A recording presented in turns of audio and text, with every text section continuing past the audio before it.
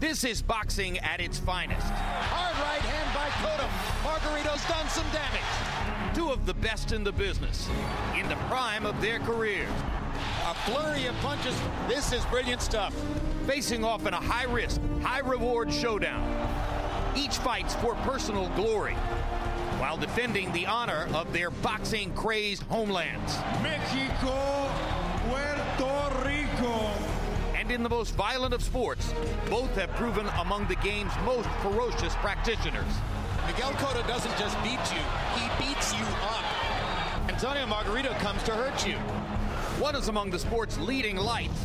Left, right, left. Continued assault from the Puerto Rican star. The other yearns for greater recognition.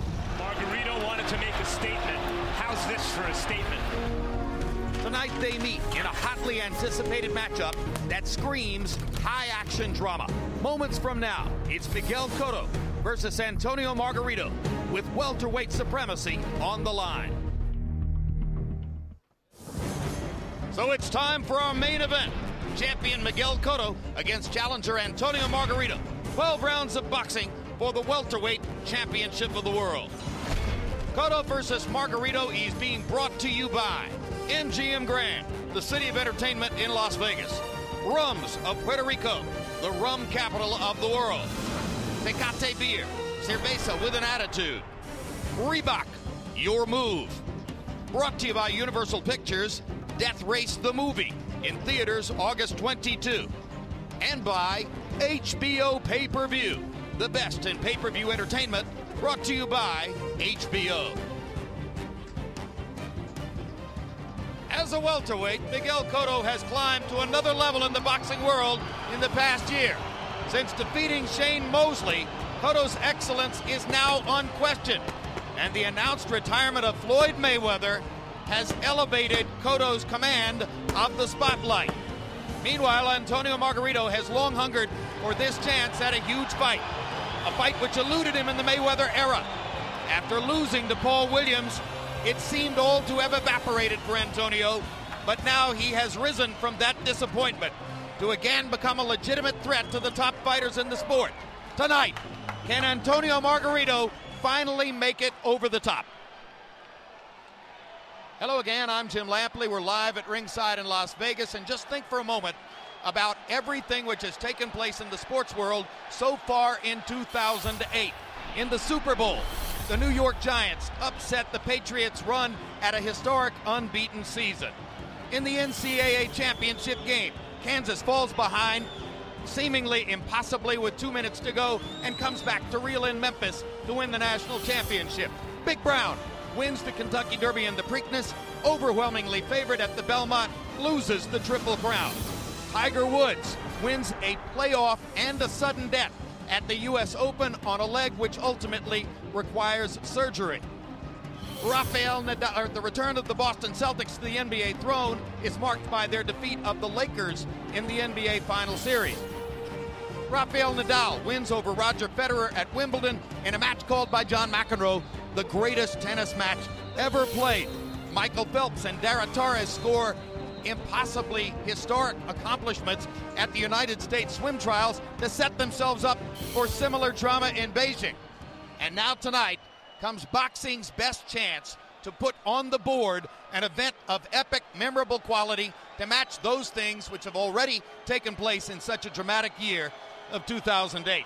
Max Kellerman, Antonio Margarito had the chance to fight Miguel Cotto a year ago on June 9 and decided not to take the fight, in effect giving Cotto the chance to go to graduate school against Zab Judah and Shane Mosley.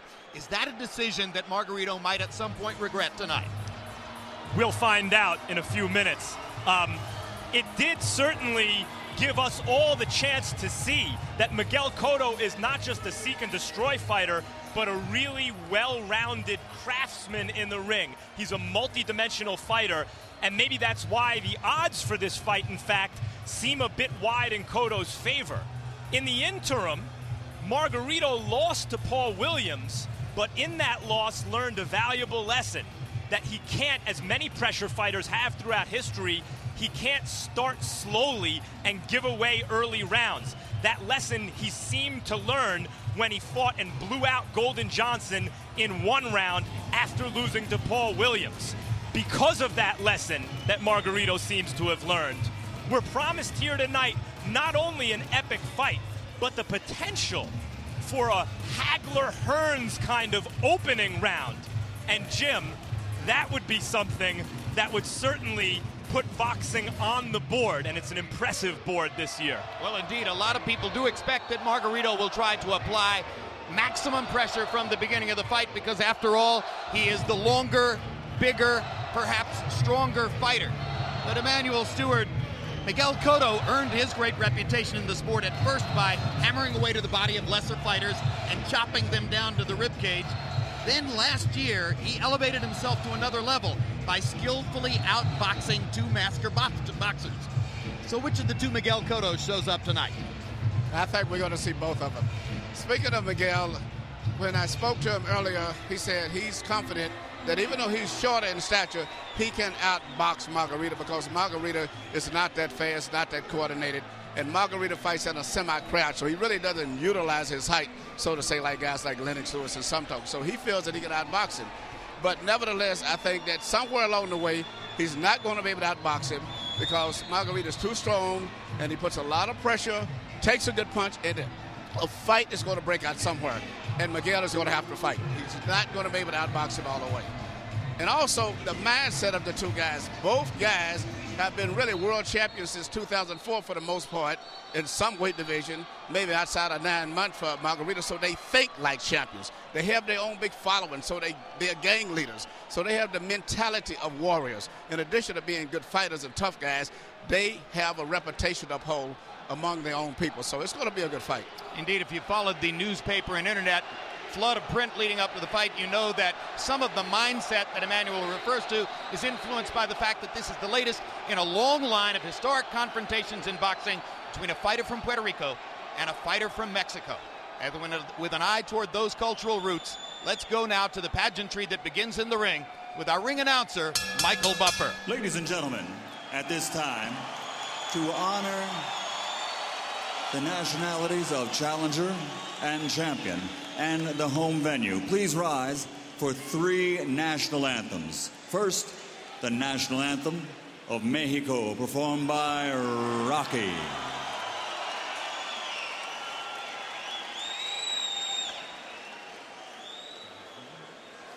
Mexicanos al grito de guerra, el acero apresad y el bridón, y retiembla en sus centros la tierra al sonoro rugir del cañón.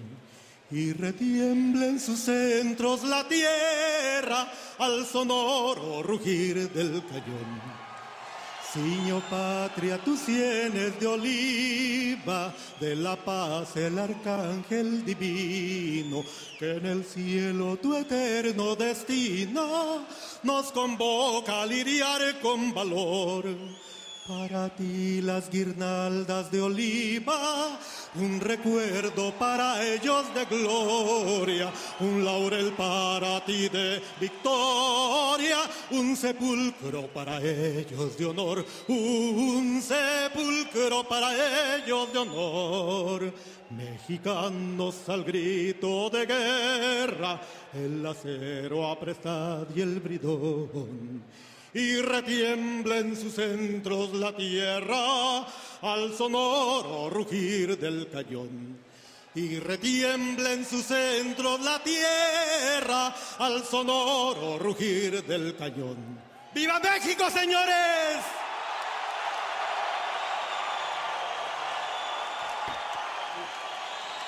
And now, ladies and gentlemen, here to sing the anthem of Puerto Rico, please welcome Víctor Manuel.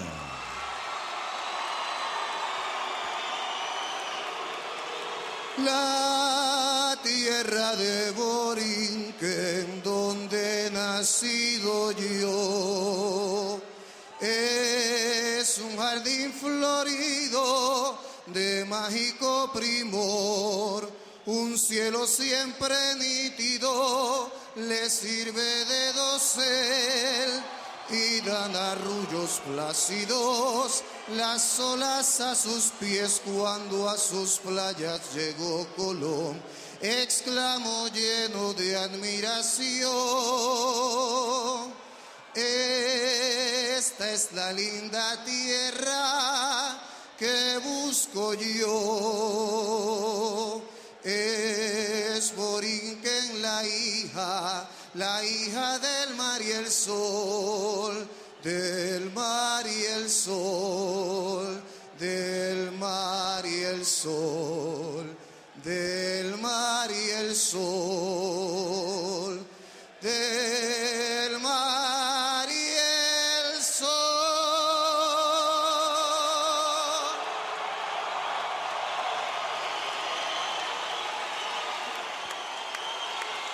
Now, ladies and gentlemen, here to sing the national anthem of the United States of America, please welcome the lovely and talented Miss Jasmine Villegas.